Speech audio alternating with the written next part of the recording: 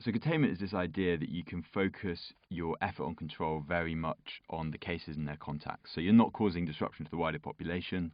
If you have a case that comes in, you isolate them, you work out who they've come into contact with, who's potentially these kind of opportunities for exposure, and then you can follow up those people, maybe quarantine them to make sure that no further transmission happens. So it's a very kind of focused, targeted method, and for SARS, it worked remarkably well.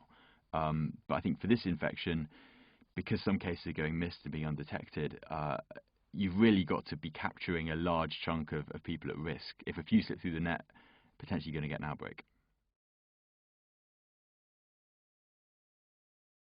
In that respect, it would be about massive changes in our social interactions.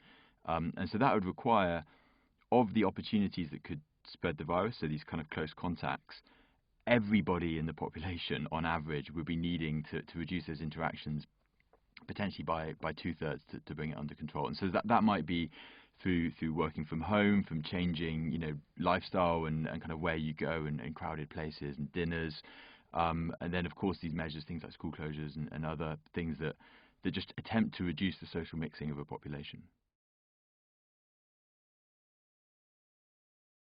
It's not just whose hand you shake, it's whose hand that person goes on to shake. And I think we need to think about these second degree steps, that you might think you have low risk and you're in a younger group, but you're often going to be a very short step away from someone who's going to get hit very hard by this. And I think we really need to be socially minded and think this could be quite dramatic in terms of change of behavior, but it needs to be to reduce the impact that we're potentially facing.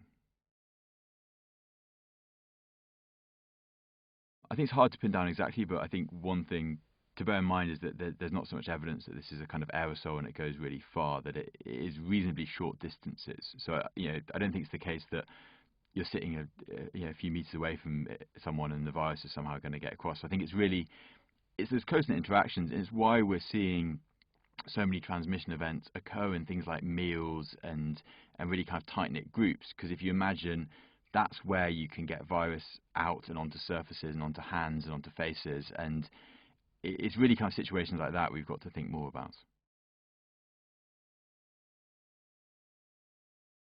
I think that's what people are trying to piece together. First, in terms of what works, it's only really in the last sort of few weeks we've got a sense that this thing can be controllable with this extent of interventions. But of course, not all countries can do what China have done. Some of these measures incur a huge sort of social, economic, psychological burden on populations.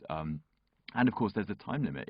China have had them in for 6 weeks, and it's tough to maintain that. So we need to think of these trade-offs of actually, of all the things we can ask people to do, what's going to have the most impact on actually reducing the burden.